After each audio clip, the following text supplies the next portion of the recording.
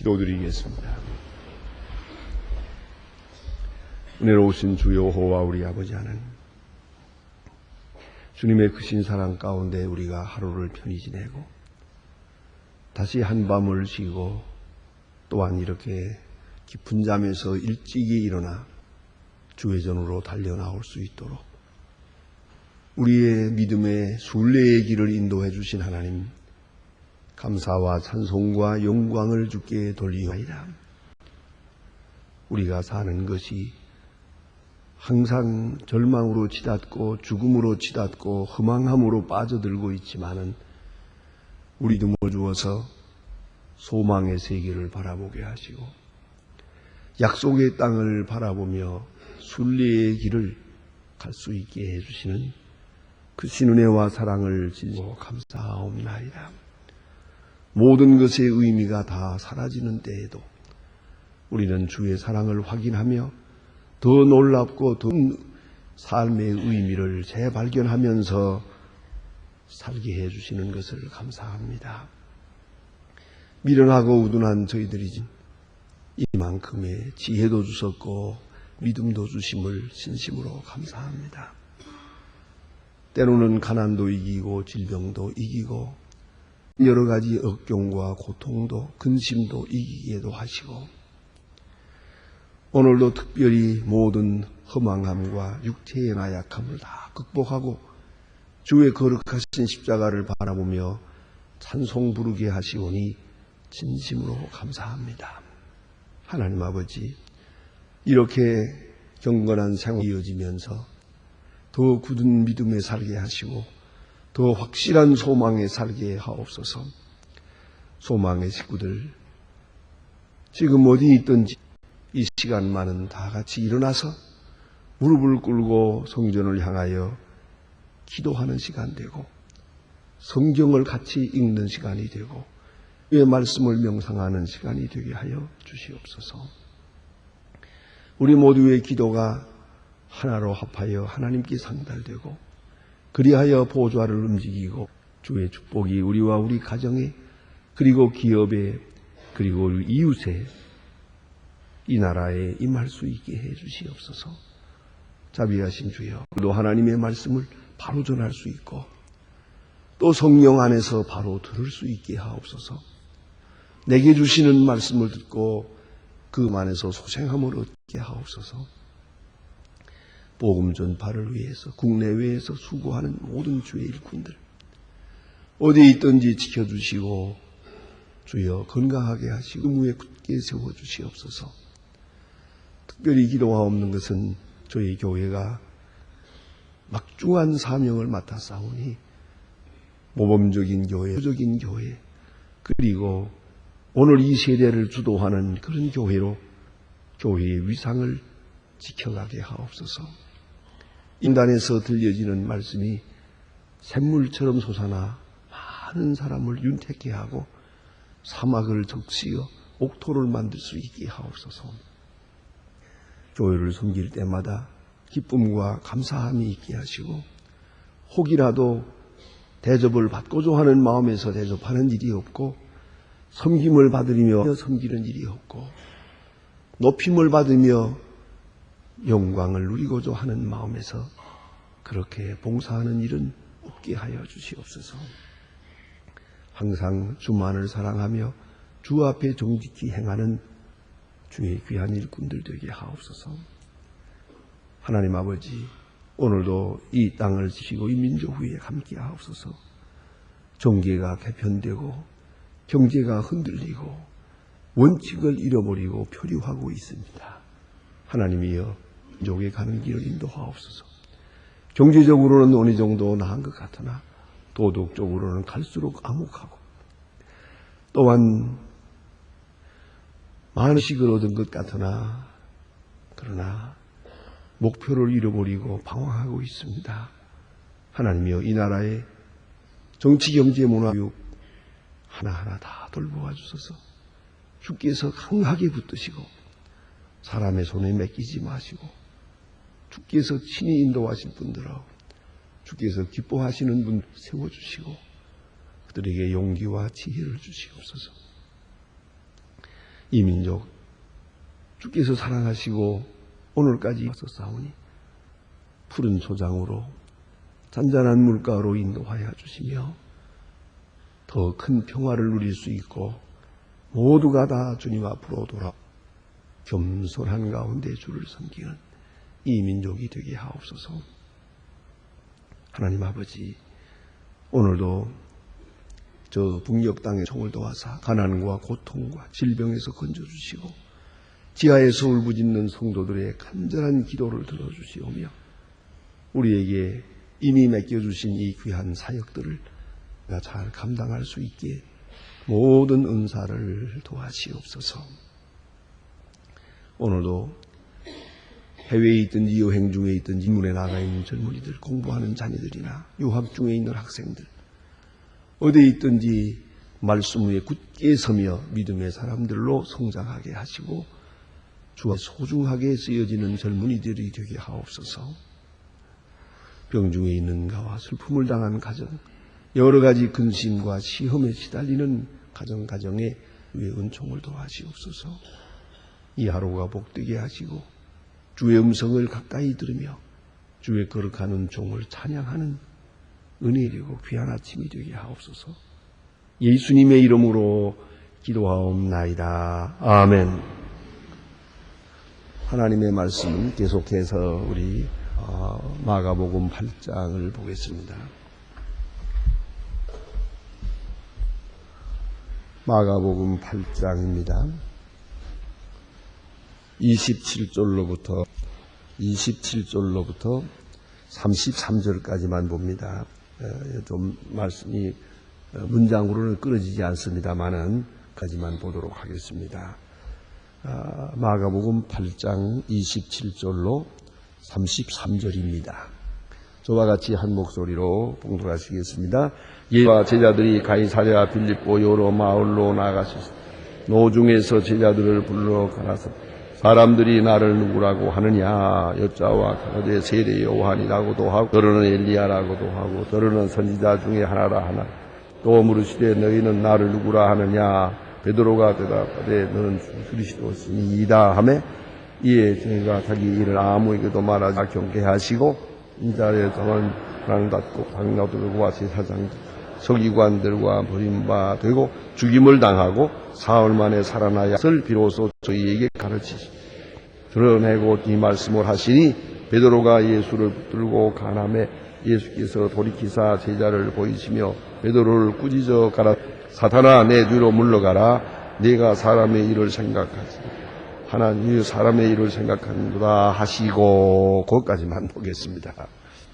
그 다음 말씀은 내일 아침에 보도록 하겠습니다. 오늘 본문에는 유명한 베드로의 신앙 고백이 있습니다. 이 고백이 이제까지의 그 주변 환경과 그이 대단히 중요한 의미를 말해주고 있습니다. 예수님 앞에 주는 그리스도시입니다 라고 고백하는 베드로의 고백, 이것이 절정이요 또 신앙의 확실한 정체성입니다. 그런데 여기까지 이 고백까지 이루어지는 주변 이야기가 우리에게 깊은 뜻을 말했습니다. 예수와 제자들이 가이사랴 빌립보 여러 마을로 지나갈세 그랬습니다. 가이사랴 빌립보, 이것은 예루살렘에서 서북쪽으로 상당히 좀 올라가서 되는 곳입니다. 가이사랴 빌립보라는 건 지금도 가면 그에 있었던 2000년 전에 있었던 로마 진영이 있습니다. 가이사랴 빌립보에 가면 거기에 꼭 가보면 옛날 로마를 여기다가 잠깐 옮겨놓은 것 같은 소로마를 옮겨놓은 것 같은 그런 흔적을 볼 수가 있습니다. 그때에 만들어 놓은 수로라든가 또 원형극장이라든가 그 군사기지가 있는 곳, 그러니까 뭐 잠깐 거쳐가는 로마 군인이 아니고 여기는 아주 완전히 영원한 그런 민지로 삼고 적은 로마 제국을 거기다가 만들어 놓고 그렇게 이 중동지구 예루살렘을 이 모든 지역을 로마가 다스리고 있었던 그런 흔적을 볼 수 있습니다. 그런 로마 진영, 그 군대들이 옛날에 수만 명은 그런 곳 진치고 있고 거기서 특별한 로마만의 독특한 자기네 사회를 이루어 놓고 아주 거기서 영을 누리기도 하고 권세를 누리기도 했던 바로 그곳입니다. 그 뒤에 올라가는 그 언덕이 있습니다. 그 언덕을 모름지기 지나간 것 같습니다. 지나가면서 가이사랴 필립보를 내려다보게 됩니다. 그때에 이 제자들의 마음은 착잡합니다. 얼마나 마음이 혼란했는지 모릅니다. 현란하.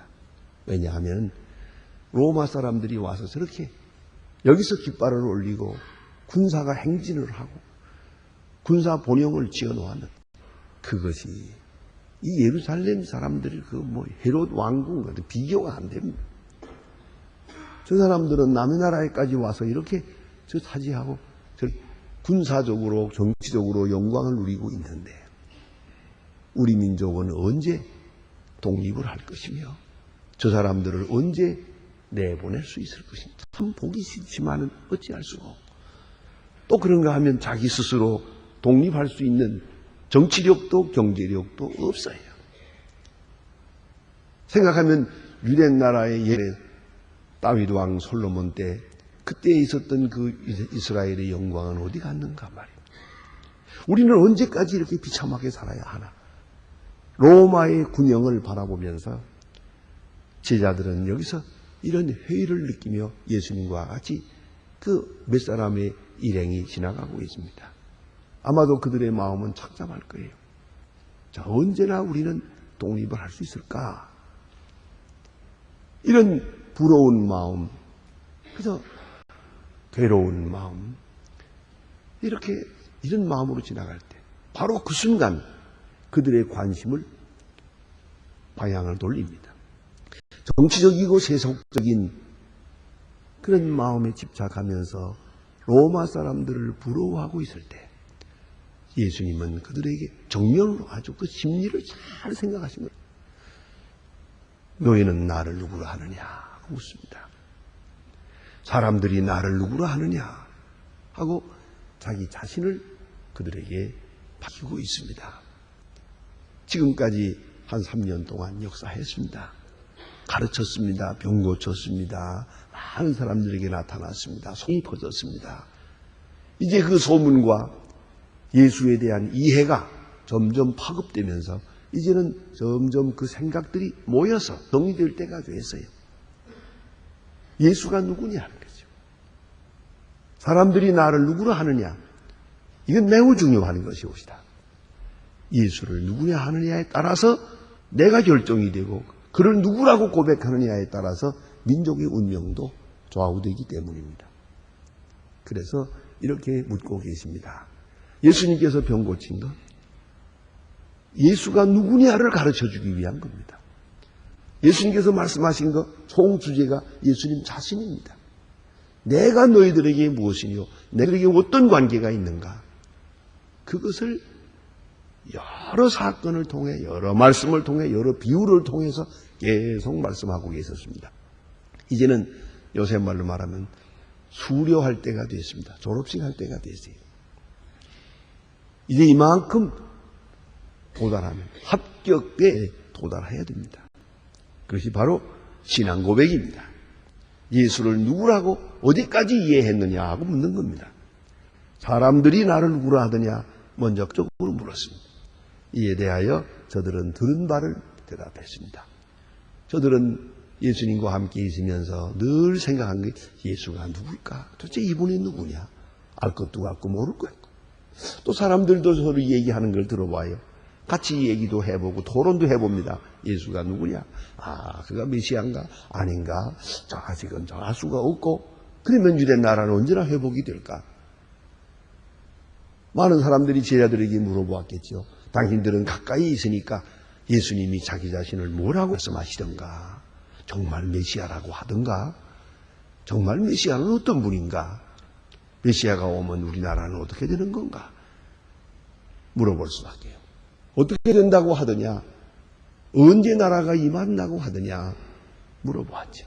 그런 가운데서 그들은 예수에 대한 생각이 조금씩 정리가 되어 갔던 거예요. 이게 몇 가지로 정리되고 있어요. 사람들이 나를 누구로 하느냐 할 때 세례 요한이라고 엘리야라고도 하고 그리고 선지자 중에 하나라. 여기서 생각할 것은 이 세 가지는 전부가 지식입니다. 여기서 우리가 알아야 합니다. 단순한 경험적 신앙이 있고 지식적 신앙이 있습니다. 이건 틀린 겁니다. 뭘 많이 알아요. 알려고 해요. 또 확실하기도 해요. 그러나 지식적 신앙에는 전생을 위탁하는 믿음이 없습니다. 지식만 가지고 되는 게 아니거든요. 오늘 여기 보니까 세례 요한이라고도 이건 헤롯 왕과 그의 일당들이 하는 말이에요. 헤롯 왕이 세례 요한을 죽이지 말아야 할 건데 죽여놓고 누군가가 큰 일을 하면 그건 세례 요한, 내가 잘못 죽인 세례 요한이 살아났구나 그럴 수밖에요. 그러니까 세례 요한이라는 말은 그런 말이에요. 그런가 하면 엘리야라 메시아가 오기 엘리야가 오리라고 했거든요. 그 엘리야는 바로 예수님의 해석대로 보면 세례 요한을 말하는 것이에요. 그런데 다시 말하면 선발대거든요. 예수님 메시아가 오기 전에 엘리야가 오는 거예요. 근데 그 엘리야, 그러니까 예수는 메시아는 아니고 메시아 전에 오시는 엘리야가 오신다고 성경에 옛날에 이 몇백 년 전에 말씀하셨는데 그분이 아닌가. 메시아는 아니고 다음에 또 메시아가 올라는가. 이런 정도죠. 그 다음에 여기 보니까 선지자 중에 하나, 이건 도네리 같습니다. 아주 그죠? 모르겠다. 선지자가 옛날에 많이 있었다는데 그동안 400년 동안 선지자가 끊어졌는데 우리는 못 봤었지만 옛날에 있던 엘리야, 엘리사, 그 예레미야, 에스겔 이런 선지자들을 저들은 기억하고 있는데 그 선지자 중에 그런 분 중에 하나가 아니겠는가. 이건 아주 메시아하고는 거리가 멉니다. 이 정도로 저들은 상식적으로 이해하고 있었단 말이에요. 그렇다고 해서 더 알아보려고 하지도 않아요. 선지자 중에 하나 그런가 봐. 그래서 보면 이런 사람들이 제일 골치 아파요. 전도해 보면 제일 어려운 사람이에요. 예수를 믿어야 그러면요 예수 믿는 거 좋은 거지. 예수를 누구라고 알고 있습니까? 그저 좋은 분이죠. 훌륭한 분이죠. 이래놓고는 그만이에요. 성현이죠. 그분의 말씀대로 하면은 못할 일이 훌륭한 분입니다. 메시아, 그리스도, 예수 참 좋은 분입니다. 그저 공자도 좋고 맹자도 좋고 석가도 좋고 야소도 좋고 좋은 분입니다. 그러다 이게 제가 언젠가 한번 옛날에 계룡산을 갔었지. 그게 여러 종교들이 모여 있기 때문에 거기 가서요 잡종 종교가 모이는 곳에 한번 가봤는데 72종파가 있더라고요. 자기들의 말이 그래. 내가 다 해본 건 아니고 72종파가 모여 있는데 그거 한번 어느 집에 들어가 보니까 2층 집이에요. 그 다락방에 좀 별로 크지도 않아야 하지만 올라가 보니까 커다란 할아버지 그림이 5개가 있더라고요.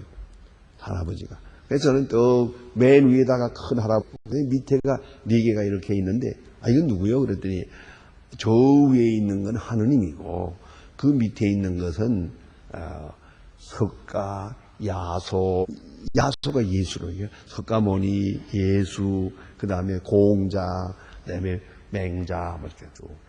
그래서 그죠? 저는요, 다 모십니다. 다 좋은 분이니까요. 그러더라고요.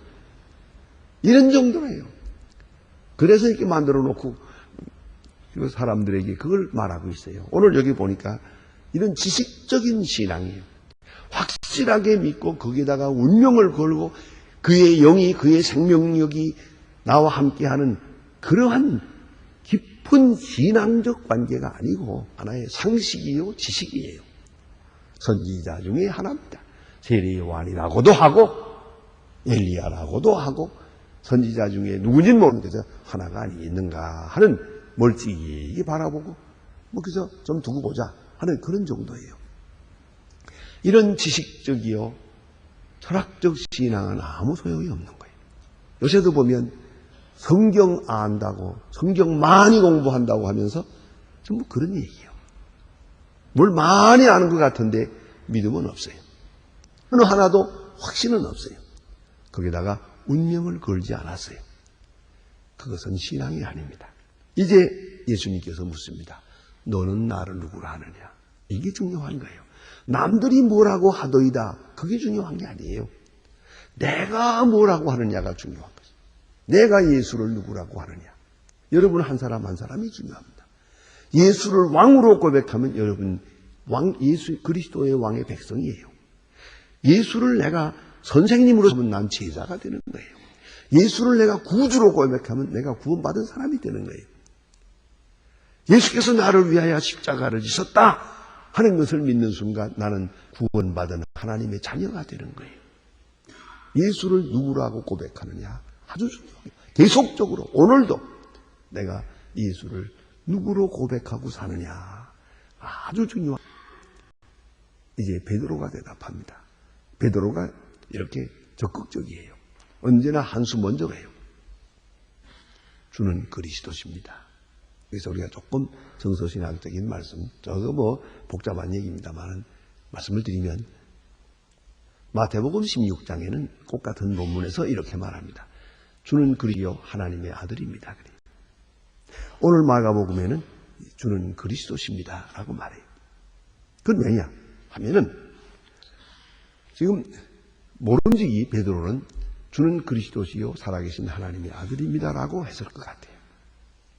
그러나 마가복음에는 하나님의 아들이라는 말이 빠집니다. 그건 왜 그런 거 아니? 이건 지금 이방 사람에게 보내진 복음이거든요.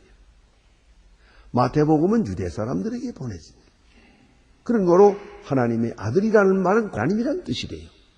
그러나 로마 사람과 헬라 사람들에게 하나님의 아들이라는 말은 철학자도 되고 시인도 되는 거예요. 하나님의 아들이라는 높은 의미를 가지지 않아요. 일반적으로 훌륭한 사람, 좀 영적인 세계에 대한 지식이 있는 사람, 이름을 하나님의 아들이라고 했어요. 사도행전에 보면 시인도 하나님의 아들이라고 그랬어요. 시를 짓는 사람도요. 더구나 어떤 영을 힘입어서 하는 무당이라든가 이런 다 하나님의 아들이요. 신을 힘입어서 오늘 역사하기 때문이죠. 이렇게 보니까 이 하나님의 아들이라는 말은 이방 사람들에게는 아주 좋지 않은 말이에요. 그래서 여기서 빠집니다. 그런데 유대 사람들에게 하나님의 아들이라는 말은 곧 하는 말이 되고 이방 사람들에게 하나님의 아들이라는 말은 왕이 되기도 해요. 황제를 하나님의 아들이라고 하거든요. 우리나라에서 보면 여러분 중국에서는 천자라고 하지 않습니까? 천자, 왕을 천자라고 불렀어요. 천자가 하늘의 아들 아닙니까? 그러니까 여기서 옛날에 말이야 우리나라에서 2000년 전에 이렇게 말했다면 중국에서 말했다면 하나님의 아들 천자구만 그랬을 거 아니겠습니까? 그 언어의 개념이 이렇게 다르단 말이에요. 그런 거로 오늘 본문에서는 주는 그리스도십니다 라고 말합니다. 그것은 가장 저들에게 이해할 수 있는 좋은 용어가 되었기 때문이다. 자, 이제 이 고백을 듣는 순간 주는 그리스도십니다. 주는 메시아입니다 하는 그 고백이 가장 완전하고 절정에 이르는 고백입니다. 이제 충분해요. 바로 때문에 예수님은 오셨으니까 됐다. 합격이 된 거예요. 그래서 마태복음 16장에는 여러분 아시는 대로 내가 네게 천국 열쇠를 준다 그랬지 않습니까? 오늘 마가복음이 빠집니다. 그렇게 말씀을 했었죠. 그런데 놀라운 것은 바로 이 시간 그 메시아가 무엇을 의미하는가? 예수님께서 여기서 해석을 붙입니다. 이 해석이 아주 중요한 겁니다. 그 메시아는 왕이 되는 게 아니고 경제가 되는 것도 아니고 선생이 되는 게 아니에요. 대신 죽으심으로 되는 것이다. 십자가를 예언합니다. 네가 생각하는 메시아는 네가 하는 메시아 같은 메시아가 아니에요. 그 메시아는 바로 이러한 메시아다. 그래서 말씀하십니다. 고난을 받고 죽임을 당하고 사흘 만에 살아나야 할 것이다. 죽임을 당하고 사흘 만에 살아나야 그런 메시아가 참 메시아다. 종말적인 메시아요, 우주적인 메시아요, 만백성을 구원하는 메시아이니라 말씀하셨어요. 베드로는 이 엄청난 의미를 깨닫지 못하고 오늘 이 시간에 보니까 십자가라는 말이 나오는데 그만 기가 차서 말씀이니까 십자가를 질 수 없습니다. 만유합니다. 그래서 세 가지 의미가 있습니다. 예수님의 인기가 지금 절정에 오는데 십자가라니요. 그 불결한 생각하지 마세요. 또 있지요. 내가 아는 대로는 구약에서부터 전해지는 메시아, 기다리는 메시아는 십자가 지는 메시아가 아닙니다. 우리가 해석하는 메시아는 그게 아닙니다.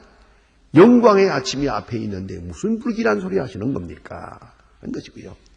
세 번째는 아마도 서로가 개인적인 고백도 있었던 것 같아요. 내가 있지 않습니까? 내가 여기 있고 우리가 여기 있는데 예수님 십자가에 도록 내버려 두겠습니까? 자기 딴에는 충성을 맹세하고 내가 대신 죽을지언정 예수님이 돌아가시다니요. 말도 안 되는 것. 그런 얘기죠. 그런 거로 예수님은 말씀합니다. 십자가 없는 메시아, 십자가 없는 그리스도의 고백. 그래서 예수님은 아주 단호하게 사탄아 물러가라 그랬죠.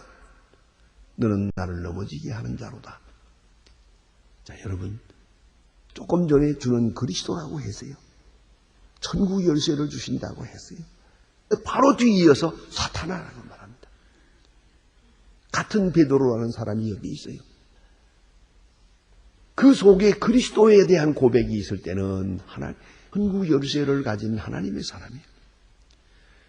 그가 그리스도에 대한 이해를 잘 못하고 십자가를 피하려고 하고 십자가 없는 메시아, 단순한 영광된 메시아, 정치적인 메시아를 생각하고 그 메시아로 더불어 내가 출세할 것을 생각하고 있을 때 예수님은 단호하게 말씀하십니다. 강하게 말씀합니다. 사탄이라고 했습니다. 내 마음속에 사탄이 있다. 여러분 이걸 잊지 말아야 합니다. 한 사람이 한간에 하나님의 자녀가 되기도 하고 사탄이 되기도 합니다. 한순간에 천국 열쇠를 가진 권세자가 되기도 하고 한순간에 예수님의 일을 방해하는 사탄이 되기도 합니다. 여러분 십자가를 생각하지 못하고 내게 돌아올 것만 생각하면 이렇게 되는 거예요. 언제나 십자가를 생각하죠. 십자가까지만 우리가 할 일이에요. 그 다음에 되는 일은 하나님께 맡기세요. 그렇지 않습니까? 누가 봉사한다고 합시다. 칭찬 받으려고 봉사하고 높임 받으려고 봉사할 때 아주 초라해지는 거예요. 그건 아니에요. 경건이 수단이 될 수가 없어요. 나는 이름 없이 빛 없이 십자가를 질 따르니 거기까지만 내가 할 일이요. 그 다음에 있는 일은 하나님이 주시는 은혜요, 은사요, 보상인 것이에요. 기도하십니다.